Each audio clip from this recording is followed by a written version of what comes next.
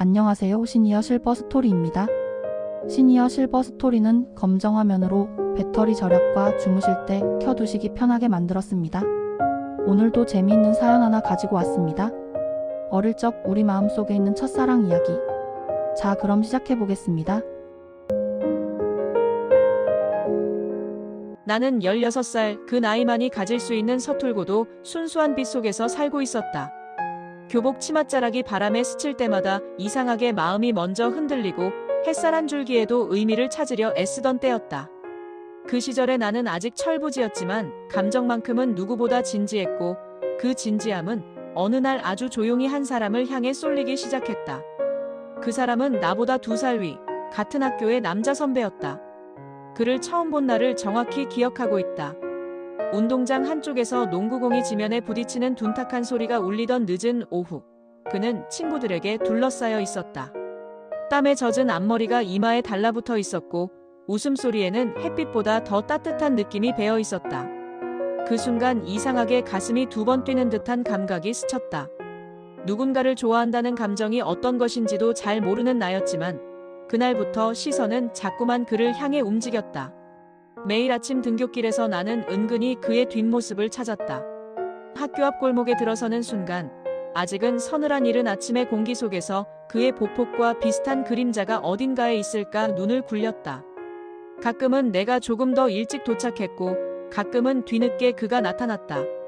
한 손으로 가방끈을 잡고 천천히 걸어오는 그의 걸음은 다른 학생들과 다르게 유난히 부드러워 보였다. 그를 발견하는 순간마다 심장이 이유 없이 급하게 뛰었고 나는 그 사실을 감추려고 일부러 고개를 숙이며 지나가곤 했다. 그와 말 한마디 나눠본 적 없었지만 내 일상은 그의 작은 행동 하나에도 크게 흔들렸다. 점심시간이면 복도 끝 창가에 기대책을 읽는 그의 모습이 보였다. 햇살이 비스듬히 비쳐 책장 사이로 흘러들 때마다 그의 옆모습에는 알 수 없는 고요함이 감돌았다. 나는 먼 거리에서 그 모습을 바라보는 것만으로도 하루가 꽤 버틸만해졌고 그 고요함은 마치 내가 닿을 수 없는 세계처럼 느껴졌다. 수업 시간에도 내 시선은 종종 창밖으로 향했다. 바람이 운동장에 쓸고 지나가면 그 바람이 선배의 체육복을 스치던 날들이 떠올랐다. 친구들과 장난치며 웃던 모습, 체육대회 연습 때 공을 던지던 모습, 그리고 문득 뒤돌아보며 머리를 쓸어 올리는 사소한 동작까지. 나는 기억할 필요도 없는 장면들까지 자연스럽게 마음속에 저장했다. 마치 하루하루 그를 기록해야만 만족하는 사람처럼. 하지만 처음부터 모든 일이 설렘으로만 이루어진 것은 아니었다. 어떤 날은 선배가 다른 여학생들과 가까이 서서 대화를 나누는 장면을 목격하기도 했다. 그 여학생들은 나보다 훨씬 차분해 보였고 이미 어른이 된 듯한 분위기가 있었다. 그들이 선배에게 건네는 웃음과 선배의 미소가 오가는 걸 보는 순간 이유를 설명할 수 없는 아릿함이 가슴 깊숙이 스며들었다. 질투라는 감정을 그때 처음 배운 것 같다. 손끝이 차가워지고 걸음이 느려지는 그 감정은 나를 한순간에 초라하게 만들었다. 학교에서 집으로 돌아가는 길은 항상 똑같았지만 그날따라 더 길고 외롭게 느껴졌다. 전봇대 아래에서 가방을 움켜쥐고 서 있자니 심장이 가라앉는 듯한 기분이 들었다. 그때 깨달았다. 나는 단순한 동경을 넘어서 이 감정을 아주 소중하게 품어버렸다는 사실을. 누군가에게 한마디 말도 걸어보지 못한 채 이렇게도 깊게 흔들릴 수 있다는 걸 처음 알게 된 순간이었다. 집에 도착해서도 그의 얼굴이 자꾸 떠올랐다. 저녁밥을 먹으며도 책상 앞에 앉아 숙제를 하면서도 잠들기 직전 어둠 속에서도 그의 웃음이, 목소리가, 걸음걸이가 작은 파도처럼 밀려왔다. 그렇게 하루가 끝났고 나는 다음 날 그를 볼 수 있다는 사실만으로 다시 눈을 떴다. 16의 감정은 참 단순하고도 강렬했다. 이유를 설명할 필요도 없었고 누군가에게 인정받을 필요도 없었다. 그저 나 혼자만 알고 있어도 충분히 벅찬 비밀 같은 감정. 지금 돌아보면 그 시절의 나는 아직 아무것도 이루지 못한 소녀였다. 하지만 마음 하나만큼은 누구보다도 진심이었다. 선배를 바라보던 눈빛 속에 담긴 감정은 어쩌면 내 인생 전체를 통틀어 가장 순수하고 깨끗한 순간이었다. 그 시절에 나는 알지 못했지만 그 마음은 앞으로 오랫동안 잊히지 않을 이야기의 시작이 되고 있었다. 그 선배가 우리 뒷집에 산다는 사실을 알게 된 건 아주 사소한 우연 때문이었다. 어느 늦은 오후 학교에서 집으로 돌아가던 길에 골목 어귀에서 익숙한 뒷모습이 눈에 들어왔고 그가 바로 우리 집과 담 하나를 사이에 둔 집의 대문을 열고 들어가는 모습을 보게 된 것이다. 그 순간 심장이 이유 없이 빠르게 뛰었다. 내가 매일같이 바라보던 사람이 생각보다 훨씬 가까운 곳에서 숨쉬고 있었다는 사실이 믿기지 않았다. 그날 이후로 집 앞 작은 동네가 갑자기 다른 세상처럼 느껴졌다. 언제 어디서 마주칠지 모른다는 기대감이 어딘가 마음 깊은 곳에 자리했고 사소한 일에도 떨림이 깃들었다. 그리고 그날은 생각보다 빠르게 찾아왔다. 어느 날 학교를 마치고 하교하려고 버스 정류장으로 향하던 순간 정류장 끝에서 햇빛에 반쯤 가려진 누군가의 모습이 보였다. 선배였다. 그의 교복 셔츠는 오후 햇살에 조금 투명하게 비쳤고 손에 들고 있던 가방이 벤치 옆에 느슨하게 놓여 있었다. 그는 이어폰 한쪽을 귀에 꽂은 채 창가 쪽을 바라보고 있었고 바람에 앞머리가 가볍게 흔들리고 있었다. 나는 무심히 걷는 척하며 그 옆을 지나쳤지만 심장은 이미 내 의지와 상관없이 뛰기 시작했다. 버스가 도착하는 소리가 났고 사람들이 앞다투어 버스로 올라탔다. 나 역시 자연스레 발걸음을 옮겼는데 뒤에서 선배가 조용히 따라오는 기척이 느껴졌다. 몸이 순간 굳어버린 듯 했지만 표정은 아무렇지 않은 척 유지하려 했다. 버스 내부는 생각보다 한산했고 창가 쪽 자리 몇 칸이 비어 있었다. 나는 두 번째 창가 좌석에 앉았고 선배는 한 칸 뒤편의 창가 자리에 앉았다. 그 사실을 깨닫는 순간 내 어깨는 미세하게 떨리기 시작했다. 그와 이렇게 좁은 공간에서 같은 속도로 집으로 돌아간다는 것이 현실인지 믿기지 않았다. 버스는 천천히 출발했고 창밖의 풍경은 늦은 오후의 주황빛으로 물들기 시작했다. 나는 주머니 속 손을 꼭 쥔 채 얌전히 앉아 있었지만 마음속에서는 폭풍이 몰아치는 듯한 감정이 들끓고 있었다. 유리창에 비친 내 얼굴은 평소보다 더 희미하게 빛났고 눈동자 속에는 설렘과 긴장이 은근하게 섞여 있었다. 버스 흔들림에 몸이 살짝씩 흔들릴 때마다 뒤에서 느껴지는 작은 기척이 내 귓가를 간지렸다. 선배가 다리를 조용히 움직이는 소리, 가방 끈이 옷에 스치는 소리, 아주 미세한 숨소리까지도 다 들리는 것 같았다. 중간 정류장을 지날 때쯤 버스 안은 더 조용해졌고 사람들의 목소리조차 들리지 않았다. 대신 엔진 소리만이 둔탁하게 바닥을 타고 울렸다. 그 순간 나는 창문에 머리를 기댄 채 선배가 어떤 표정을 하고 있을지 상상했다. 그의 시선은 아마도 창밖의 하늘에 머물러 있겠지. 붉게 물든 하늘을 배경으로 한 그의 옆모습은 분명 또 한 번 내 기억 속에 깊이 새겨질 것이었다. 내가 모르는 많은 생각들이 그 눈동자 안에서 흐르고 있을 것만 같았다. 버스는 우리 동네로 가까워질수록 더 천천히 달리는 듯했고 그 느린 속도가 오히려 내 마음을 계속해서 조여왔다. 같은 정류장에서 내리면 어떡하지? 라는 생각이 수십 번 왔다 갔다 했다. 실제로 우리는 같은 정류장에서 내릴 가능성이 높았다. 그 생각만으로도 심장이 조마조마해졌다. 결국 버스는 우리 동네 앞 정류장에 도착했고 나는 숨을 깊게 들이쉰 뒤 자리에서 일어섰다. 그리고 뒤에서 선배가 움직이는 기척이 느껴졌다. 역시나 그는 나와 함께 버스에서 내렸다. 정류장 바람이 차갑게 불었고 두 사람의 그림자가 길게 늘어졌다. 선배는 나보다 두 발짝 뒤에서 조용히 걸었다. 그와 내가 같은 방향으로 걸어가는 이 순간이 어쩌면 아주 특별한 장면처럼 느껴졌다. 바람은 어느새 한층 더 부드러워졌고 골목으로 지나가는 하교 학생들의 발자국 소리마저 멀게 들렸다. 선배는 아무 말도 하지 않았지만 그 고요함 속에 묘하게 따뜻한 기운이 있었다. 집 앞 골목에 들어서자 서로의 거리는 더 가까워졌고 결국 두 갈래로 갈라지는 지점에서 나는 자연스럽게 왼쪽으로, 선배는 오른쪽으로 걸어갔다. 그는 익숙한 걸음으로 뒷집 대문 앞에 서더니 잠시 고개를 들어 하늘을 바라보다 문을 열고 들어갔다. 그 순간까지 나는 아무 말도 건네지 못했지만 가슴 속에는 하루 전체를 채워버릴 만큼의 설렘이 가득했다. 이날 이후 그를 향한 내 마음은 더 깊어졌고 우리는 같은 동네에 산다는 이 단순한 사실 하나가 내 삶을 조금씩 변화시키기 시작했다. 그날 하교길의 짧은 버스 여정은 내 어린 시절의 기억 속에서 오래도록 지워지지 않는 장면으로 남아있었다. 선배는 언제나 눈에 띄는 사람이었다. 특별히 말이 많거나 튀는 행동을 하는 편은 아니었지만 그저 존재 자체가 주변을 밝히는 느낌이었다. 키가 크고 팔다리는 길고 곧았으며 코는 오똑하게 잡혀 있어 옆모습만 봐도 금방 그 사람이라는 걸 알 수 있었다. 피부는 원래 하얗지만 야외에서 운동을 많이 해서 살짝 구릿빛이 돌았다. 그런데 그 살짝 탄 피부가 어찌나 멋있던지 그걸 보고 있으면 괜히 마음이 간질거리곤 했다. 누군가 일부러 꾸며 만든 멋이 아니라 자연스럽게 만들어진 선배만의 분위기였기에 더 그랬다. 나는 운동을 그다지 좋아하지 않았다. 정확히 말하면 운동장을 좋아하지 않는 편이었다. 모래가 신발 안에 들어가는 것도 싫고 공이 굴러다니는 소리가 정신없게 느껴지기도 했다. 그런데 이상하게도 선배가 운동장을 자주 드나든다는 걸 알고 난 뒤부터 나는 이유도 없이 운동장을 기웃거리게 되었다. 선배가 시간이 되면 종종 농구를 하거나 친구들과 달리기를 하며 땀을 흘리는 장면이 보였다. 그 모습을 보면 나는 멀찍이 떨어진 어느 그늘에서 혹은 교실 창가에 머리를 기대고 마치 우연히 지나가다 본 것처럼 가만히 바라보곤 했다. 물론 정말 우연히 본 건 아니었다. 마음 한구석이 선배에게 끌리는 게 스스로도 너무 뚜렷해서 나도 모르게 발걸음이 운동장을 향하고 있었다. 그렇게 운동장을 찾다가 선배를 마주칠 확률은 일주일에 한두 번 남짓이었다. 하지만 그 한두 번의 우연이 그때 내 나이의 나에게는 작은 기적처럼 느껴졌다.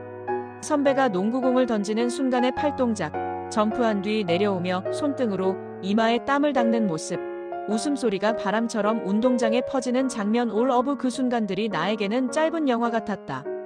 선배는 운동을 할 때만큼은 정말 즐거워 보였다.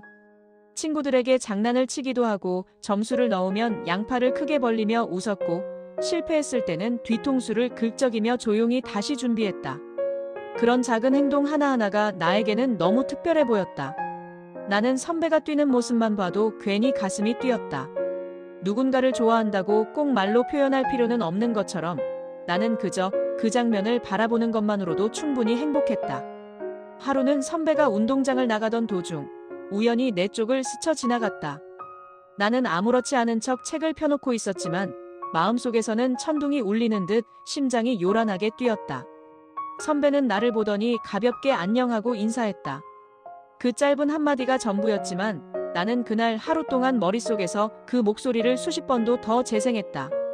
단지 인사 한 번 했을 뿐인데도 그 인사는 내 하루를 눈부시게 밝혀주었고 며칠 동안 기분 좋은 여운을 남겼다. 그 시절에 나는 아직 너무 어렸고 세상에 대해 아는 것도 별로 없었다. 하지만 선배를 바라보는 그 마음만큼은 진짜였다. 내가 스스로도 잘 설명할 수 없는 감정이었지만 분명하고 단단하게 심장 속에 자리 잡고 있었다. 선배가 운동장에서 뛰는 모습을 볼 수 있는 날이면 나는 하루 종일 들떠 있었고 볼 수 없는 날이면 이유 없이 허전하고 아쉬웠다. 마치 작은 별 하나가 밤하늘에서 사라진 것 같았다. 어쩌면 나는 그때 이미 알고 있었는지도 모른다. 선배에 대한 감정이 단지 짝사랑으로 그치지 않고 내 인생 속의 어떤 장면을 오래도록 기억하게 만들 거라는 걸. 그리고 실제로도 그랬다. 그때 운동장 모래 냄새, 햇빛 아래 반짝이던 선배의 땀방울, 그리고 그 한마디에 안녕, 그 모든 것들이 지금도 내 기억 속에서 생생하게 남아있다. 이렇게 일주일에 한두 번 선배를 볼 수 있다는 사실만으로도 나는 매일을 설렘 속에서 보냈다. 선배는 단지 운동을 하고 있었을 뿐이지만 나는 그 장면을 보며 꿈을 꾸었다. 그 시절의 나에게 선배는 단순한 동네 형이 아니라 어쩌면 처음으로 마음을 흔들어 놓은 사람, 나를 성장시키는 첫 번째 감정의 주인공이었다. 그날도 나는 평소처럼 운동장을 슬쩍 내려다보고 있었다. 딱히 이유가 있는 건 아니었다. 그냥 선배가 오늘은 농구를 하고 있을까 궁금했고 혹시나 그 모습을 볼 수 있다면 그것만으로도 하루가 조금은 특별해질 것 같았다. 운동장에 내려가면 친구들이 나를 찾을까봐 혹은 선배가 내가 일부러 왔다고 눈치채면 어쩌나 싶어 아무렇지 않은 척 계단에 가방을 내려놓고 천천히 걸어갔다. 마음은 들뜨는데 발걸음만 괜히 무심한 척 굴러갔다. 운동장에는 햇빛이 꽤 강하게 내리쬐고 있었고 농구를 하는 몇몇 아이들의 소리가 들렸다. 그 중에서도 선배는 단번에 눈에 띄었다. 긴 팔다리에 공을 튕기는 리듬까지도 유난히 멋져 보였다. 선배는 땀을 식히려고 머리를 가볍게 들썩이며 공을 드리블하고 있었는데 그 모습이 마치 영화 속 장면처럼 느껴졌다. 나는 조금 떨어진 그늘에 앉아서 모른 척하면서도 시선을 떼지 못한 채 그 모습을 바라보고 있었다. 그러던 순간이었다. 농구공 하나가 갑자기 힘없이 굴러와 내 발 앞에 멈춰섰다. 나는 너무 놀라서 숨도 잠시 멈춘 것 같았다. 고개를 들자 저쪽에서 선배가 손을 번쩍 들며 나에게 말했다. 저기, 공 좀 던져줘. 그 순간 심장이 한 번 크게 그리고 아프도록 뛰었다. 선배가 나에게 손을 흔들었다. 그것도 아주 자연스럽게 마치 오래 알고 지낸 사람에게 인사하듯 편안하게.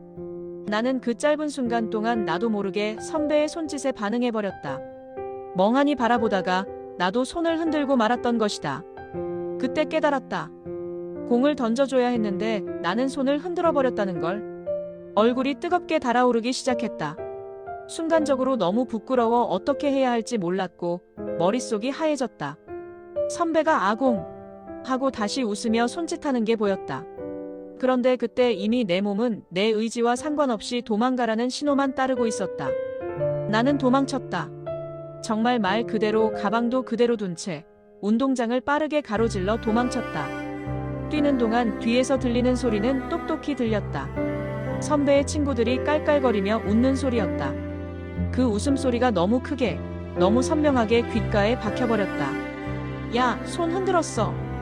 아, 귀엽네. 야, 뭐야, 공 안 줘. 어쩌면 별 의미 없는 장난스러운 웃음이었을지도 모르지만 그때의 나는 그것이 세상 전체가 나를 비웃는 소리처럼 들렸다. 얼굴이 화끈거리고 숨이 턱턱 막히는 것 같았다. 숨기고 싶었던 마음이, 감추고 싶던 감정이 순식간에 운동장 한가운데로 드러난 느낌이었다. 한참을 뛰고 나서야 나는 내 손이 텅 비어 있다는 걸 느꼈다. 그제야 깨달았다. 가방을 두고 도망쳤다는 사실을. 어떡하지? 뒤돌아갈 용기가 도무지 생기지 않았다. 혹시나 다시 운동장을 지나가다가 선배와 눈이 마주치면 어떡하지? 혹시 친구들이 또 웃으면? 혹시 선배도 나를 보고 피식 웃는다면? 이런 생각이 꼬리에 꼬리를 물자 발걸음은 다시 운동장 쪽으로 향하지 못했다. 나는 학교 뒤편 작은 급수대 옆에 숨듯이 서서 심호흡을 반복했다. 마치 방금까지 모든 게 꿈이었던 것처럼, 아니면 일어나지 않았던 일처럼 만들고 싶었다. 하지만 현실은 냉정했다. 나는 그대로 가방도 없이 집으로 갔다. 집에 도착해도 마음은 진정되지 않았고 방에 들어가 문을 닫고 나서야 그제야 숨이 조금씩 풀렸다. 베개에 얼굴을 파묻고 혼자서 뒤척이며 생각했다.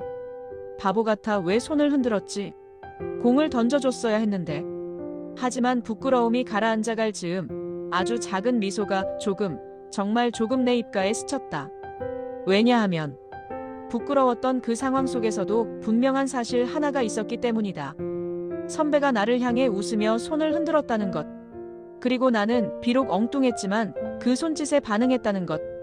그날의 기억은 그렇게 창피함과 설렘이 뒤섞여 오래도록 잊히지 않는 장면으로 남게 되었다.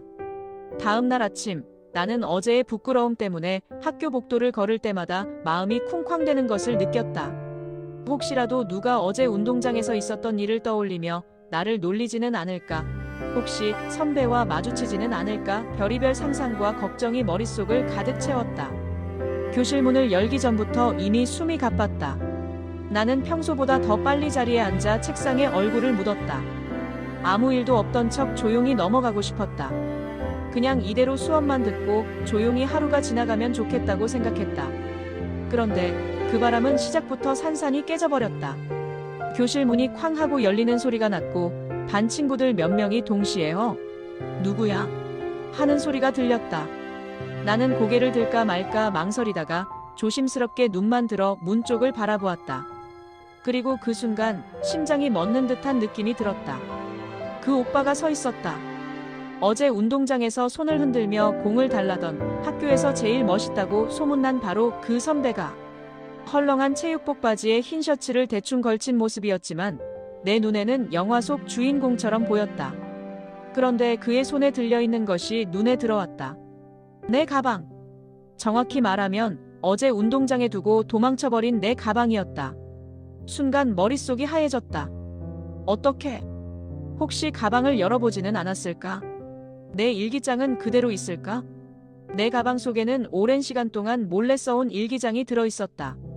그 일기장에는 선배를 처음 좋아하게 된 날부터 운동장에서 멀리서 바라봤던 날들, 선배가 웃을 때 설렜던 순간들 그런 이야기들로 가득했다. 누가 봐도 나의 감정이 그대로 드러나는 문장들이었고 무엇보다 그 일기장만큼은 절대 들켜서는 안 되는 기록이었다. 그런데 선배가 그 가방을 들고 우리 반으로 들어오고 있다니. 나는 숨이 턱 막혀 아무것도 할 수 없었다. 교실은 이미 술렁거리기 시작했고 친구들은 갑자기 찾아온 상급생을 보며 수군거리기 시작했다. 누구야? 야, 잘생겼다. 저 선배가 왜 우리 반에? 선배는 그런 시선에 조금 당황한 듯 머리를 극적이며 주위를 둘러보았다. 그러다 내 자리 쪽으로 천천히 걸어오는 것이 보였고 나는 너무 놀라 의자에서 벌떡 일어나려다 그대로 멈춰버렸다. 다리가 굳은 것처럼 움직이지 않았다. 그리고 선배가 내 책상 앞에 서서 조용히 말했다. 어제 가방 두고 갔더라. 운동장에. 그래서 말끝을 흐리며 내밀어진 손에는 내 가방이 있었다. 친구들 사이에서는 이미 깍 남자친구다. 대박이야. 하는 소리가 터져나오기 시작했다. 선배는 얼굴이 빨개진 채 손을 저으며 말했다. 아니야. 그런 거 아니고 그냥 갖다 주려고. 그러면서도 은근히 부끄러워하는 듯 눈을 마주치지 못했다. 나는 손끝까지 떨렸고 가방을 받는 순간 그 안을 확인해보고 싶은 충동이 들었지만 그럴 수가 없었다. 그 자리에 너무 많은 눈이 나를 보고 있었기 때문이다. 친구들 몇 명은 벌써 내 옆으로 몰려와 야, 너 언제 사귀는 사이였어? 진짜야? 대박. 야, 숨기더니 하고 떠들어댔다. 나는 얼굴이 새빨개져 아무 말도 하지 못한 채 고개만 가로저었다. 아니야. 그런 거 정말 아니야. 내가 아무리 부정해도 친구들은 믿는 눈치가 아니었다. 오히려 더 흥분해서 떠들어대기 시작했다. 와, 가방 갖다 주잖아. 야, 이런 거는 보통 사이 아니면 안 한다. 나도 가방 좀 잃어버려 볼까? 그런 소리들이 여기저기서 터져나오자 선배는 더 이상 견디지 못하겠다는 듯 고개를 살짝 숙이고 말했다. 그냥 갖다 주려고 온 거니까. 오해하지 마. 나간다. 그리고는 손을 흔들지도 않고 뒤돌아서 교실을 빠르게 나가버렸다. 나는 그 모습을 멍하니 바라보다가 가방을 꼭 끌어안고 자리에 앉았다. 방금 일어난 일이 현실인지 꿈인지조차 분간할 수 없을 만큼 정신이 없었다. 그리고 가장 중요한 문제. 가방을 열어봤을까? 일기장을 봤을까? 그 생각이 떠오르는 순간 나는 심장이 미친 듯이 뛰기 시작했다. 일기장이 그대로 있는지 확인하고 싶었지만 반 친구들이 다 보고 있는 상황이라 가방을 열 수도 없었다. 야, 너 이제 우리 반 연애담의 주인공이다. 친구들의 장난 섞인 외침. 그리고 그날 점심시간까지 이어진 끝없는 질문들. 그렇게 나는 단 하루 만에 내가 원한 적도 없는데 우리 반에서 가장 유명한 학생이 되어 있었다. 그날 오후 종례가 끝날 무렵부터 이상하게 마음이 불안해졌다. 창밖으로는 노을이 천천히 내려앉고 있었고 교문 쪽을 향해 걷는 학생들 틈에 혹시나 익숙한 실루엣이 보이지는 않을까 교실 창을 틈틈이 바라보았다. 아무도 눈치채지 못했겠지만 나는 수업이 끝나자마자 가방을 꼭 끌어안고 책상 위에 턱을 괴고 있었다. 그러나 기대와 불안이 뒤섞여 가슴 깊은 곳이 계속 쿡쿡 쑤시는 느낌이었다. 그리고 하교 시간이 되어 교문을 걸어나가던 순간이었다. 멀리 교문 기둥 옆에 기대어 있는 한 사람이 눈에 들어왔다. 그 오빠였다. 햇빛에 반쯤 가려진 얼굴, 헐렁하게 메고 있는 가방끈, 그리고 아무도 신경 쓰지 않는 척하지만 누군가를 기다리고 있다는 게 티나는 그 모습. 나는 순간 발걸음을 멈춰버렸다. 심장이 갑자기 두근두근 뛰기 시작했고 온몸이 간지러운 듯한 느낌이 들었다. 왜 거기에 서 있는지 물어보기도 전에 그 자리에 서 있는 자체가 나를 혼란스럽게 만들었다. 내 뒤에서 반 친구들의 목소리가 들렸다. 저기 또 왔다. 야, 너네 또 뭐야? 대박. 야. 함성이 터지자 나는 얼굴이 확 달아올랐다. 오빠도 놀란 듯한 표정으로 친구들 쪽을 흘끗 바라보더니 곧바로 내 쪽으로 시선을 돌렸다. 그리고 순간적으로 내 손목을 사뿐하게 잡았다. 가자. 그 한마디와 함께 오빠는 나를 이끌고 뛰기 시작했다. 정말 숨도 제대로 못 쉬었을 만큼 갑작스럽게. 아스팔트 위를 스니커즈가 두두두 울리는 소리만 가득했다. 뒤에서 친구들의 함성은 점점 작아졌다. 그리고 어느 순간에는 아예 들리지 않게 됐다. 학교 담벼락 모퉁이를 돌아 조용한 골목으로 접어들고 나서야 오빠는 멈춰섰다. 우리는 서로의 손을 동시에 놓았다. 잡았던 시간은 몇 초에 불과했는데 손끝이 뜨겁게 달아올라 있었다. 나는 숨을 고르느라 바빴고 오빠는 뒷머리를 극적이며 바닥을 보았다. 둘 다 아무 말도 하지 못하는 어색한 침묵이 잠시 흘렀다. 그러다 오빠가 툭 하고 입을 열었다. 떡볶이나 먹으러 갈래? 너무 뜬금없는 말이었지만 오히려 그 말 때문에 가슴속 숨겨놨던 긴장이 조금씩 풀리기 시작했다. 오빠는 이어서 조금 더 자연스러운 목소리로 말했다. 근처에 맛있는 떡볶이집 있는데 매운맛도 있고 순한 맛도 있고 내가 가끔 친구들이랑 가는 곳이야. 오늘 그냥 같이 가고 싶어서. 나는 말없이 고개를 끄덕였다. 목소리가 떨릴까봐 대답 제대로 못했다. 오빠는 천천히 걸음을 옮겼고 나는 조용히 그 옆을 따라 걸었다. 골목길에는 하교하는 학생들 소리가 멀리서 들려왔지만 우리 사이에는 묘하게 고요한 공기가 흘렀다. 어디를 어떻게 걷고 있는지도 모를 만큼 나는 정신이 없었고 오빠 손에 잠깐 잡혀있던 내 손목이 자꾸만 따뜻하게 느껴졌다. 5분쯤 걸었을까 작은 분식집 간판이 보였다. 간판은 오래돼 색이 바랬지만 안에서는 반짝거리는 주방 조명과 떡볶이 냄새가 골목까지 흘러나오고 있었다. 여기야. 오빠가 문을 밀며 말했다. 문이 열리자 매콤한 향이 얼굴을 감싸며 밀려왔다. 나는 괜히 더 긴장된 마음으로 오빠 뒤를 따라 들어갔다. 가게는 작았지만 따뜻했다. 국물 끓는 소리, 테이블마다 꽉 찬 학생들의 웃음소리, 달걀 껍데기가 담긴 양철 통 모든 게 평범하고 소박했지만 오늘만큼은 그 모든 풍경이 유난히 특별해 보였다. 오빠는 창가 쪽 빈 테이블에 앉으며 말했다. 매운 거 잘 먹어? 나는 또 고개만 끄덕였다. 말이 잘 안 나왔다. 오빠는 그걸 보더니 작은 미소를 지었다. 그럼 순한 맛으로 해줄까? 반반도 되던데. 그 미소는 학교에서 멀리서만 바라보던 그 모습 그대로였다. 내가 좋아하던 그 표정, 그 웃음. 잠시 후 떡볶이가 테이블 위에 놓였다.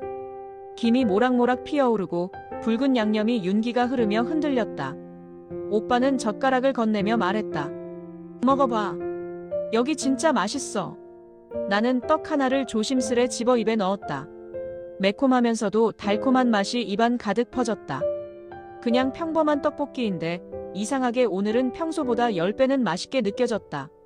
아마 이런 날이 다시 올 수 있을까 싶어서 그랬을까? 아니면 같이 있는 사람이 오빠여서였을까? 창밖에는 여전히 노을이 남아있었고 우리 앞에는 따뜻한 떡볶이가 놓여 있었다. 그날은 아무 일도 없었지만 또 아주 많은 일이 있었던 날이었다. 저녁 시간이 지나고 집안은 조용해졌다. 부엌에서 어머니가 설거지를 하는 물소리만 낮게 울렸고 방 안의 스탠드는 노란 빛을 조용히 책상 위로 비추고 있었다. 나는 오늘따라 책상 앞에 앉는 순간부터 가슴이 두근거렸다. 너무 많은 일이 있었고 너무 많은 감정이 몰려왔기 때문이었다. 책상 서랍을 열자 늘 그렇듯 가장 안쪽에 숨겨두었던 나의 보물. 오래 쓰고 닳아 손때가 묻은 일기장이 모습을 드러냈다. 표지를 손끝으로 만지는 순간 오늘 있었던 일들이 한꺼번에 머릿속에 쏟아져 내려와 아직도 귓가에서 떨리고 있는 듯한 기분이 들었다. 나는 연필을 들고 일기장 첫 줄에 조심스럽게 오늘 날짜를 적었다. 월 1 맑음.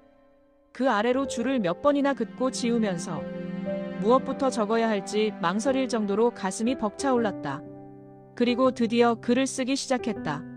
오빠를 학교 교문 앞에서 본 순간부터 손을 잡고 뛰던 순간 떡볶이집에 들어섰을 때 퍼져나오던 따뜻한 향기, 오빠가 머뭇거리며 웃던 그 표정, 젓가락을 내밀며 먹어봐라고 말하던 목소리까지. 나는 그 모든 순간을 하나하나 놓치지 않기 위해 연필을 쥔 손에 힘을 주었다. 일기장을 가득 채운 글씨들을 바라보고 있자니 마치 오늘 하루가 아니라 한 편의 영화 속 주인공이 된 것만 같았다. 친구들의 함성, 쏟아지던 시선들, 오빠와 함께 골목을 달릴 때의 바람, 따뜻한 떡볶이 냄새까지 그 모든 것이 나를 둘러싸며 오늘 하루를 반짝이게 만들었다. 문득 나는 생각했다. 오늘 나는 연예인이 된 기분이었어. 교문 앞에서 모두가 나만 바라보며 소리 지르던 그 순간 내가 아니라 오빠를 향한 반응일지라도 그 안에서 나는 한순간 정말 눈부신 사람이 된 것 같았다. 그리고 그 모든 걸 만들어준 건 다름 아닌 오빠였다. 가방을 찾아준 일이 시작이었고, 손을 잡고 뛰게 만든 것도, 떡볶이의 맛을 특별하게 만든 것도 전부 오빠였다. 나는 너무 행복했다. 오늘 하루가 꿈처럼 느껴졌고, 지금 이렇게 글을 쓰고 있는 것조차 현실인지 모르겠을 만큼 마음이 설렜다. 일기의 마지막 줄에 나는 작은 글씨로 적었다. 오빠를 또 만나고 싶다. 부디 꿈에서도. 그리고 조심스럽게 일기장을 덮었다. 스탠드를 끄자 방 안이 고요해졌다. 불 꺼진 방에서 이불 속으로 몸을 파묻는 순간 내 심장은 여전히 따뜻하게 뛰고 있었다. 눈을 감으며 나는 속으로 조용히 바랐다. 오늘의 오빠가 내일도 이어지길. 그리고 꿈속에서도 다시 만나길. 그렇게 나는 오늘 하루를 되새기며 작은 미소를 지은 채 천천히 잠에 빠져들었다. 꿈처럼 반짝이던 하루가 지나고 나는 다시 16살 소녀의 일상으로 돌아왔다. 하지만 그 평범한 일상은 오래가지 않았다. 저녁을 먹고 설거지를 하려던 찰나 거실에서 부모님의 낮고 무거운 대화가 들려왔다. 처음엔 그냥 지나치려 했지만 아버지의 한마디가 내 가슴을 찌르듯 들어왔다. 발령났어. 한 달 안에 이동해야 해. 그 순간 내 심장은 아래로 떨어져 바닥에 부딪힌 듯 했다. 숨이 막힐 정도로 답답해졌고 머릿속이 하얘져 아무 말도 들리지 않았다. 또 이사, 또 떠남, 또 새로운 시작. 나는 군인 가족으로 자라며 수없이 많은 이사를 반복해왔다. 떠나는데 익숙해졌을 법도 한데 익숙해지지 않는 건 늘 있었다. 새로운 친구와 새로운 거리, 새로운 교실, 새로운 버스 번호까지 외우는 건 문제가 아니었다. 그보다 힘든 건 막 마음을 붙이려 할 때마다 그 마음을 억지로 떼어내야 한다는 것이었다. 그리고 이번만큼은 더 아팠다. 이사라는 말이 들리는 순간 가장 먼저 떠오른 사람은 오빠였다. 교문 앞에서 나를 기다려주던 모습, 떡볶이집에서 나를 바라보며 웃던 눈빛, 어제 손을 잡고 함께 달리던 그 따뜻한 손길. 그 모든 순간이 바람처럼 사라져버릴 것만 같았다.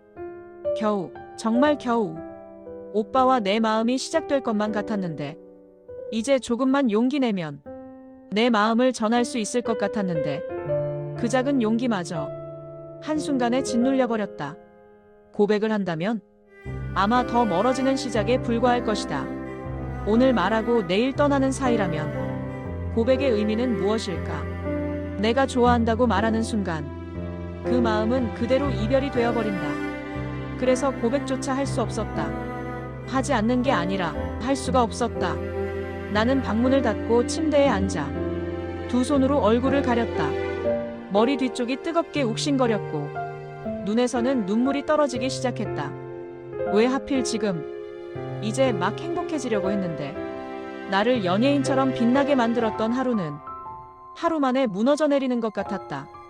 꿈만 같던 그 설렘은 손끝에 닿자마자 모래처럼 흩어져 버렸다. 이사, 떠남. 단 한 달 뒤면 나는 오빠가 사는 이 동네에서 사라진다. 눈을 닫아도 뜨고 있어도 오빠 생각뿐이었다. 하지만 할 수 있는 게 아무것도 없었다. 16살의 나는 처음으로 행복이 이렇게 갑자기 사라질 수 있구나라는 걸 너무 크게 깨달아 버렸다. 그리고 나는 그렇게 고개를 떨군 채 아무 말도 하지 못한 채 우는 것밖에 할 수 없었다. 이사 소식을 들은 날 이후로도 오빠는 매일 학교 교문 앞에서 나를 기다렸다. 나는 그 모습을 볼 때마다 심장이 쿵 하고 내려앉았다. 매일 웃으며 내 이름을 불러주는 오빠에게 나는 이사 간다는 말을 해야 하는데 이 말을 꺼내는 순간 우리 사이가 끝나는 것만 같아서 입이 떨어지지 않았다. 오늘은 말해야지. 학교 가는 길마다 다짐했고 오빠와 헤어질 때마다 아 오늘도 못했네. 혼자 집으로 돌아가는 발걸음이 무거워졌다. 오빠는 아무것도 모른 채 매일 나와 눈을 맞추고 나와 대화를 나누고 또 나를 집 근처까지 데려다주곤 했다. 그 따뜻함이 너무 좋아서 그 순간이 너무 행복해서 정말 마지막이라고 생각하면 더 말할 수가 없었다. 내일 말하면 되잖아. 오늘은 그냥 오늘만은. 그렇게 매일을 미루며 나는 오빠와의 마지막 시간을 조금 더 늘려가고 있었다.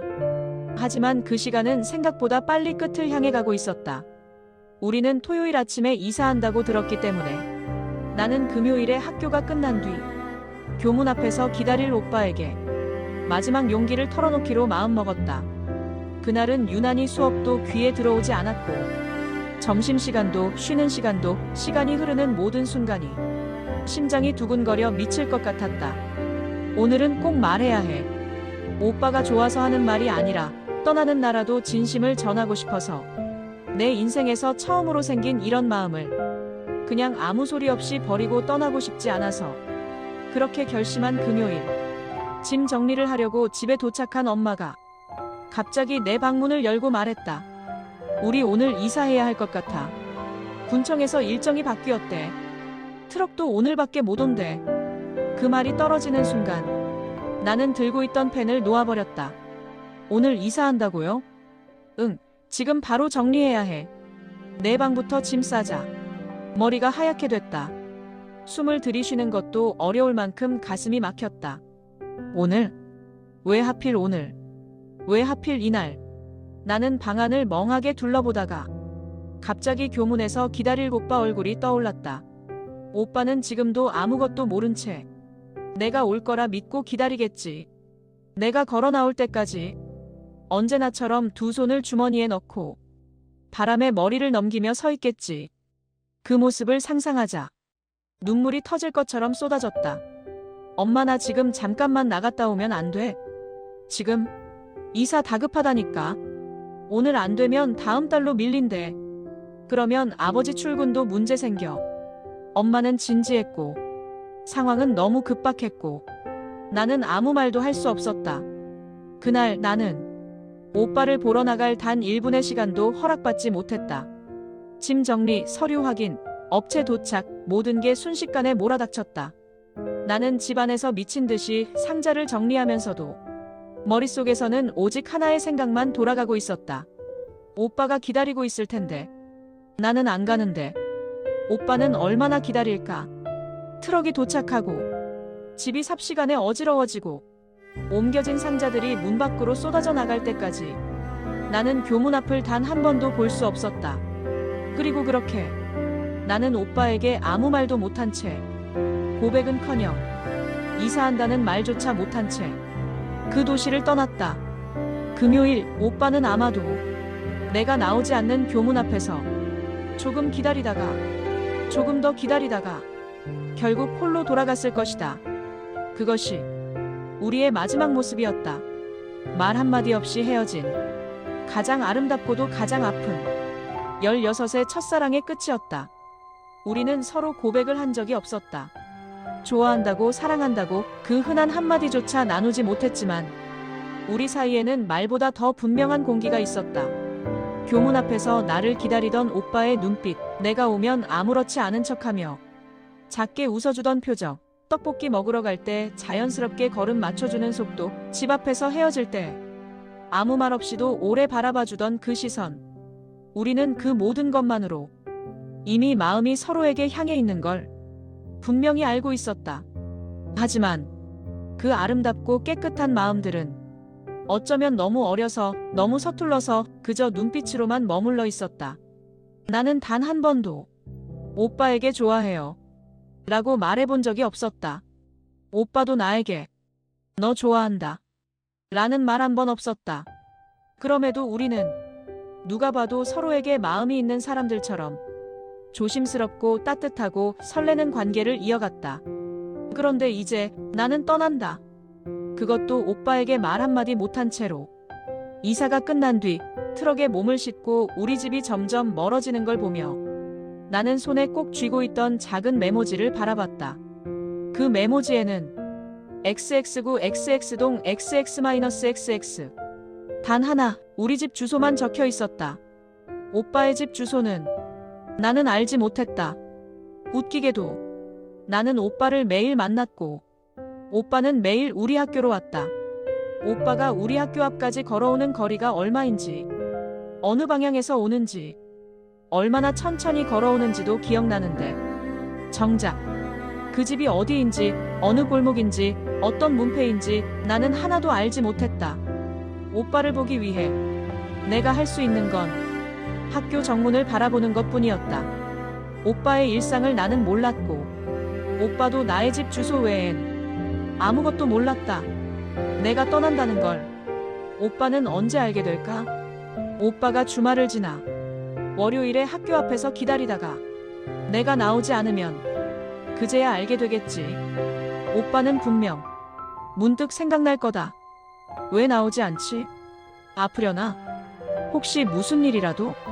그리고 며칠 뒤엔 아마 학교 선생님께 가볍게 물어볼지도 모른다. 전학 갔어? 그 한마디를 듣는 순간 오빠는 고개를 푹 떨구며 아무 말도 못하겠지.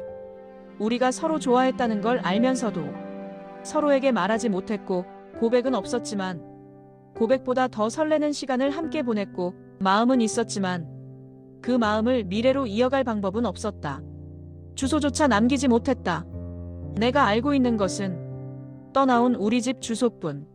오빠는 이미 그 집에 찾아와 보겠지만 문은 비어 있을 테고 표지판만 흔들리고 있겠지. 나는 트럭 뒤에서 점점 멀어지는 동네를 보며 붙잡지도 못한 첫사랑을 그렇게 놓아버렸다. 잡고 싶었지만 잡을 수도 없었고 남기고 싶었지만 남길 수 있는 것도 없었다. 그날 이후로 우리 사이에는 말하지 못한 사랑, 전하지 못한 마음, 이루지 못한 약속만 남게 되었다. 이름도 마음도 웃음도 선명하지만 주소 하나 남기지 못해 흩어져 버린 우리의 첫사랑은 그렇게 끝난 듯 보였다. 이사 온 첫날 낯선 벽지 냄새와 아직 정리되지 않은 짐들이 어지럽게 놓여있는 방 한가운데에서 나는 조용히 가방을 열었다. 달그락거리는 물건들 사이에서 가장 먼저 손에 잡힌 건 바로 내 일기장이었다. 나는 책상에 앉기도 전에 마치 누군가에게 끌리듯 일기장을 꼭 끌어안았다가 천천히 펼쳤다. 새 집의 적막한 공기 속에 종이 넘기는 소리만 사락사락 울렸다. 오늘만큼은 일기장을 열지 않으면 안 될 것 같았다. 가슴속 깊이 쌓여있는 말들, 이사로 인해 무너져버린 마음, 고백조차 못한 채 떠나온 아픔. 그 모든 것을 쏟아내지 않으면 버틸 수 없을 것만 같았기 때문이다. 하지만 일기장을 펼치자마자 나는 숨을 멈추고 말았다. 일기장은 마지막 장이었다. 그 마지막 장을 보기 전부터 심장은 쿵쿵 울리기 시작했고 손끝은 떨려 글자를 제대로 확인할 수조차 없었다. 이게 마지막이라고? 나는 한 장 한 장 넘겨봤다. 어쩌면 중간쯤 남아있지 않을까? 혹시 내가 착각한 건 아닐까? 아직 쓰지 않은 페이지가 숨어 있을까? 하지만 아무리 살펴봐도 그 일기장은 이미 꽉 채워져 있었다. 그리고 놀랍게도, 아니 가슴이 찢어지게 아프게도 그 한 권 전체가 오빠에 대한 이야기뿐이었다. 첫날 떨리던 마음, 운동장에서 몰래 숨죽여 바라보던 풍경, 버스에서 마주쳤을 때 조용히 흔들리던 감정, 떡볶이 먹으며 들었던 사소한 말들, 친구들 앞에서 함께 뛰어 달아났던 설렘. 내 16살의 첫사랑이 고스란히 한 권에 담겨 있었다. 그리고 마침내 마지막 장을 펼치는 순간 나는 그 자리에서 무너져 버렸다. 눈물이 왈칵 참아보려고 해도 꽉 담은 입술 사이로 흐느낌이 새어나왔다. 울지 않으려고 손등으로 눈을 꽉 눌렀지만 이미 감당할 수 없는 감정들이 쏟아져 내려서 멈출 수가 없었다. 그 마지막 장에는 내가 평생 상상만 했던 글이 적혀 있었다. 내가 읽고 있다면 아마 내가 먼저 말하지 못했겠지. 글씨는 조금 삐뚤고 성급해 보였지만 분명 오빠의 글씨였다. 사실 나도 알고 있었어. 운동할 때마다 운동장 한쪽에서 조용히 나를 바라보던 예쁜 여자아이. 처음엔 그냥 귀엽다고 생각했는데 어느 순간부터 그 모습을 기다리고 있더라. 나는 글씨를 따라가며 숨도 쉬지 못하고 계속 울었다. 가방을 주웠을 때 안을 보는 건 안 되는 줄 알았는데 너무 궁금해서 결국 열어봤어. 미안해. 단 한 줄이라도 나에게 감정을 털어놓는 글이 있을까? 꿈 같은 상상을 하곤 했는데 지금 여기에 그 모든 게 적혀 있었다. 일기장을 읽으며 알았어. 내 마음도 내 고민도 내가 얼마나 조심스럽게 나를 좋아해줬는지. 손등으로 눈물을 닦았지만 끝없이 쏟아졌다. 어쩌면 너도 마지막 장을 볼까봐 이 글을 남겨. 내가 이걸 본다면 부디 나한테 고백해줘. 나도 널 좋아해. 나는 그 글을 보자마자 더는 일기를 쓸 수도 울음을 멈출 수도 없었다. 마지막 문장은 더욱 가혹하게 심장을 찔렀다. 나는 매일 같은 시간, 같은 자리에서 기다릴게. 나는 책상 위에 일기장을 둥글게 껴안고 한참을 울었다.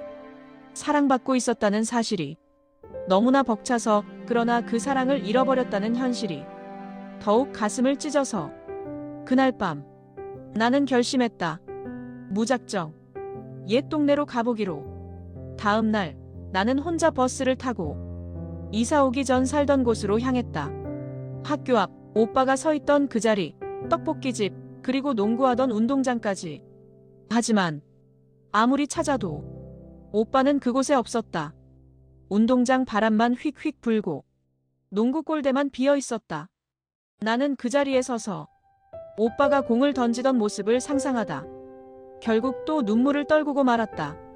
오빠는 그 자리에 있었을까? 혹은 이미 학교에서 전학 갔다는 말을 들었을까? 그리고 한참 동안 빈 운동장을 바라보다 허탈하게 돌아갔을까? 확인할 방법은 없었다. 나는 그렇게 오빠의 마음이 적힌 마지막 장과 함께 첫사랑을 잃어버리고 말았다. 그 이후로 나는 매주 주말만 되면 버스를 타고 옛 동네로 갔다.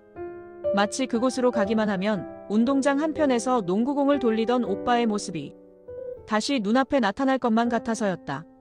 초여름의 뜨거운 햇살 아래서도, 가을비가 추적추적 내리는 날에도, 스산한 겨울바람이 얼굴을 베는 날에도 나는 어김없이 그 길을 걸었다. 오빠가 서 있었던 그 자리, 우리를 둘러싸던 떡볶이집 앞, 오빠가 공을 주워달라며 미소 지었던 운동장의 울퉁불퉁한 바닥까지. 하지만 그곳에는 언제나 바람만 있었고 어김없이 빈 의자와 고요한 풍경만 있을 뿐이었다. 오빠는 나타나지 않았다. 처음 몇 주는 실망해도 오늘은 그냥 운이 없었겠지 라고 스스로 위로할 수 있었다. 하지만 한 달, 두 달, 석 달이 지나도록 단 한 번도 마주치지 못하자 나는 매주 돌아오는 버스 안에서 참았던 눈물을 쏟아내곤 했다. 그래도 혹시 몰라서 나는 계속 갔다. 그렇게 1년이 흘렀다. 가을이 두 번 바뀌고 학교 규정처럼 반복되는 사소한 생활들이 익숙해져 갈 동안도 내 마음은 늘 같은 자리에 멈춰 있었다. 그리고 1년이 지나는 무렵 나는 더 이상 그 동네로 가지 못하게 되었다. 고등학교 2학년이 되어 성적이 급격히 떨어졌고 선생님들의 지적과 잔소리, 엄마 아빠의 근심 어린 한숨이 매일같이 이어지기 시작했다. 공부에 집중해야 한다는 압박감은 점점 숨을 쉴 틈을 주지 않았다. 그래서 나는 주말마다 오빠를 찾아가던 발걸음을 멈출 수밖에 없었다. 그러나 발걸음을 멈춰도 마음은 멈추지 않았다. 주말이 오면 나는 자동으로 가방을 챙기려다 손을 멈추곤 했다. 집에 억지로 그대로 앉아 있어도 눈은 괜히 창밖을 향하고 그때마다 이유도 모른 채 또 눈물이 고였다. 결국 어느 한밤 하루 종일 공부하라는 말에 지쳐있던 나는 베개를 껴안고 울음을 참지 못한 채 소리 없이 울었다. 다음 날 아침 거울을 보면 눈은 항상 퉁퉁 붓고 두 볼은 얼얼했다. 그 모습을 본 엄마는 감기 기운 때문이냐고 걱정했지만 정확한 이유는 나 자신만 알고 있었다. 그 즈음부터 나는 반 친구들과 어울리는 것도 힘들어졌다. 친구들은 장래 희망을 이야기하고 연예인 얘기로 깔깔거리며 웃었지만 나는 그 대화 한 줄도 제대로 섞이지 못했다. 내 마음에선 늘 한 사람만 걸어다녔기 때문이다. 누구에게도 말할 수 없는 첫사랑, 끝까지 닿지 못했던 고백, 마지막 장에 적혀있던 오빠의 글씨. 그 모든 게 나에게 너무 컸고 너무 아팠다. 그렇게 어색한 청소년기를 지나 나는 고등학교를 졸업했다. 졸업식 날 다들 꽃다발을 들고 사진을 찍는 동안 나는 조용히 졸업장을 들고 운동장을 한 바퀴 걸었다. 새로 온 학교의 운동장이었지만 왠지 모르게 익숙한 그림자를 찾게 되었다. 그러다 문득 오빠의 운동장, 그 작은 골대, 땀방울이 빛나던 여름 햇빛이 눈앞에서 스쳐 지나갔다. 그리고 나도 시간을 흘려보내야 한다는 사실이 그제야 현실처럼 느껴졌다. 졸업 후 나는 취업을 했다. 새로운 사람들과 새로운 규칙 속에서 정해진 시간에 일하고 정해진 시간에 퇴근하는 일상이 시작됐다. 아침마다 지하철에 몸을 싣고 무표정한 어른들 사이에 끼어 나 역시 조금씩 어른이 되어갔다. 그러나 일상 어딘가에는 늘 오빠가 있었다. 출근길에 스치는 학생들의 교복, 여름방학의 뜨거운 바람, 주말 저녁 떡볶이 냄새. 그런 사소한 것들조차 자꾸만 16살의 나를 그 운동장으로 끌어당겼다. 그럼에도 나는 그 기억을 마음속 깊은 곳에 묻어두었다. 첫사랑은 그저 첫사랑으로 남겨두는 게 가장 아름다운 것일지도 모른다고 스스로에게 수없이 말하며 그렇게 나는 소녀의 시절을 지나 어른의 삶 속으로 들어갔다. 어제 아주 오래전 잃어버렸다고만 생각했던 그 다이어리를 다시 찾았다. 두꺼운 먼지를 털어내자마자 마치 시간의 문이 갑자기 열린 것처럼 잊고 지내던 마음이 불쑥 튀어나왔다. 그 안에는 어릴 적 내가 숨겨두었던 모든 감정들이 삐뚤빼뚤한 글씨로 그대로 남아있었다. 그때는 너무 어리고 너무 솔직하고 너무 사랑에 서툴렀던 내가 그 페이지 안에 그대로 살고 있었다. 책장을 넘기며 나는 문득 웃음이 났다. 지금 내 딸도 어느덧 16살. 그때의 나와 같은 나이. 순수한 여중생이었던 나의 첫사랑 이야기를 딸에게도 남편에게도 누구에게도 말해본 적이 없었다. 남편은 지금도 본인이 나의 첫사랑이라고 굳게 믿고 있다. 그렇게 생각하게 두는 것도 나쁘지 않다. 첫사랑은 아니지만 마지막까지 함께할 사람은 분명 남편이 맞으니까. 그 사실만으로도 내 마음 깊은 곳은 늘 안정된다. 그래도 첫사랑이라는 건 인생에서 단 한 번만 존재하는 특별한 감정이다. 말하지 않아도 지나가도 여전히 가슴 한쪽에 은은하게 남아있는 따뜻한 빛 같은 것. 어제 다이어리를 펼쳤을 때 나는 그 빛과 다시 눈이 마주쳤다. 그래서일까? 오늘따라 유난히 마음이 조금 달랐다. 조금 설레고 조금 떨리고 조금 어린애가 된 듯했다. 오늘 그 옛 동네에 가보기로 했다. 오랫동안 잊고 산 길, 어릴 적 내가 살던 집, 내가 매일을 보냈던 학교, 그리고 그 교문. 매일 방과 후 나를 기다려주던 사람이 서 있던 그 자리. 차키를 손에 쥐는 순간 이상하게 손끝이 차갑게 떨렸다. 내 나이 30이 넘고 아이 엄마가 되었지만 이상하게 그 순간만큼은 다시 16의 내가 되어 있었다. 집을 나서는 순간 머릿속에 아이들의 함성, 종례 끝나고 우르르 쏟아져 나오던 발자국 소리, 운동장에서 튀던 농구공의 둔탁한 소리까지 모두 생생하게 되살아났다. 마치 시간이 거꾸로 흐르고 있는 것처럼 나는 가슴 한켠이 두근두근 뛰는 걸 느끼며 조용히 시동을 걸었다. 오늘 정말 오랜만에 내가 잃어버렸던 시간 속으로 돌아가 보려 한다. 지금 출발한다. 학교 앞에 도착했을 때 가슴이 먼저 오래된 기억을 알아본 듯 쿵 하고 내려앉았다. 주변의 풍경은 많이 변해 있었다. 길도 새로 정비되어 있었고 학교 앞 상가들도 예전에 보던 모습과는 달랐다. 세월이 흐르면 이렇게 많은 것이 바뀌는구나. 그 사실이 조금 낯설면서도 조금 씁쓸하게 느껴졌다. 그런데도 딱 하나 그대로인 것이 있었다. 학교 교문. 검게 칠해진 두꺼운 쇠기둥. 양쪽에 똑같은 무늬로 새겨진 문양. 내가 수없이 바라보았던 바로 그 모습. 한참 동안 멈춰 서서 그 교문을 바라보기만 했다. 문득 방과 후 그 문 앞에서 나를 기다리던 그의 모습이 아주 생생하게 겹쳐 보였다. 숨을 한번 길게 들이쉬고 나는 천천히 발걸음을 돌려 옛날에 살던 집으로 향했다. 그때 우리 가족은 군인인 아버지 때문에 부대 근처가 아닌 학교와 조금 더 가까운 곳에서 살았다. 그 집은 오래된 단층 주택이었고 작은 마당이 있는 소박한 집이었다. 하지만 그곳에 도착했을 때 나는 순간 멈춰 서고 말았다.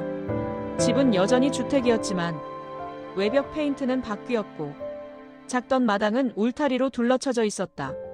그리고 그 울타리 안쪽에서 커다란 개 한 마리가 나를 향해 사납게 지저대고 있었다. 왈, 왈, 왈. 짖는 소리가 얼마나 큰지 한순간 심장이 철렁 내려앉았다. 괜히 발걸음이 뒤로 물러섰다. 이 집에서 살던 나를 기억해줄 사람은 이제 아무도 없는 것 같았다. 마당 어딘가에 어릴 적 내가 숨겨두고 놀던 작은 돌멩이도, 할머니가 보내주신 화분도, 학교 끝나고 가방을 던져두던 그 현관도 모두 사라져 있었다. 마치 그 시절에 내가 살던 흔적을 세월이 통째로 지워버린 듯했다.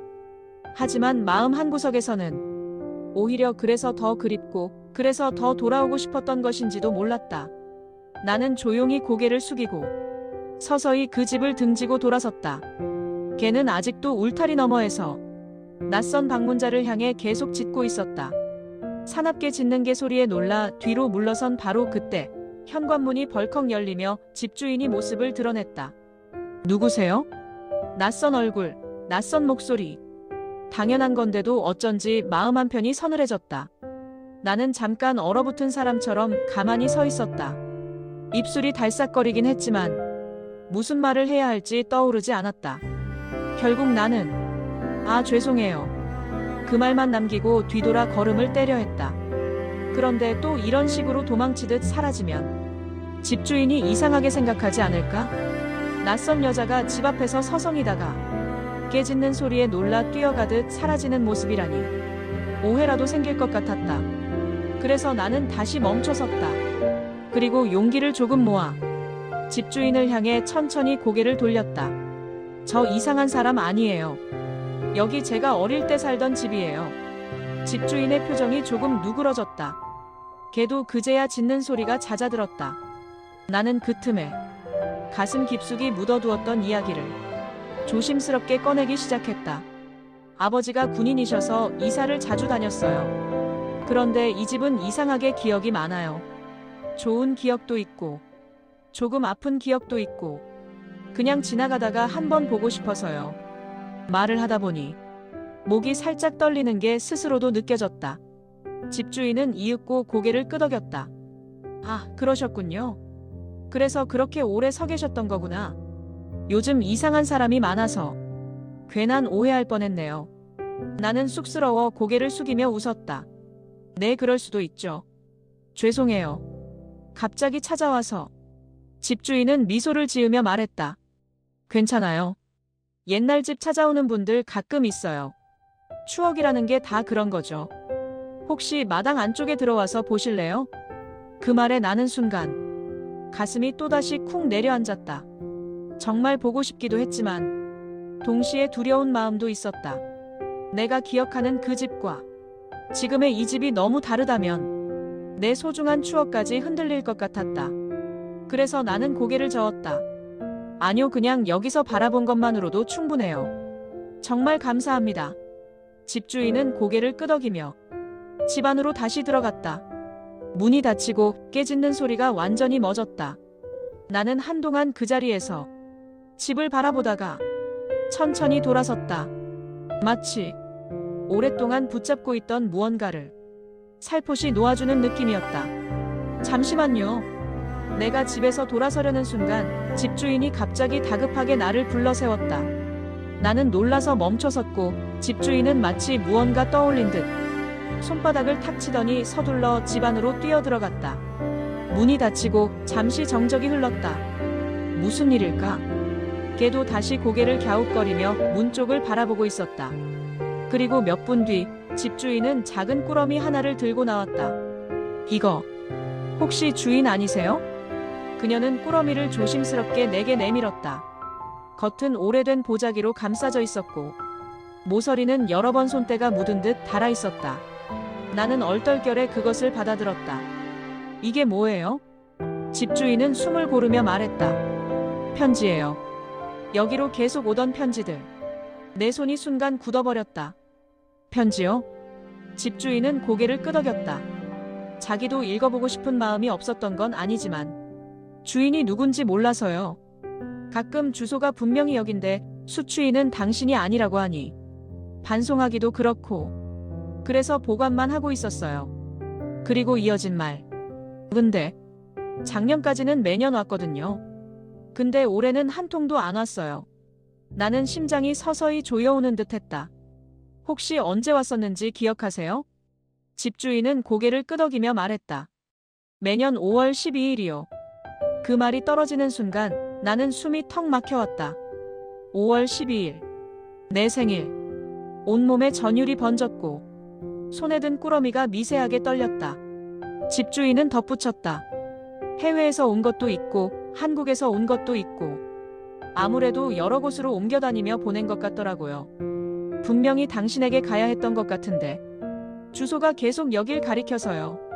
나는 한동안 말을 잇지 못했다. 꾸러미 속의 편지들. 그 편지들이 매년 오직 내 생일에만 도착했다는 사실. 누군가가 잊지 않고 단 한 번도 빠뜨리지 않고 16살의 나에게 누군가에게 향한 마음을 그대로 간직한 채 가져가세요. 아마 당신 거 맞을 겁니다. 나는 천천히 고개를 끄덕이며 꾸러미를 꼭 끌어안았다.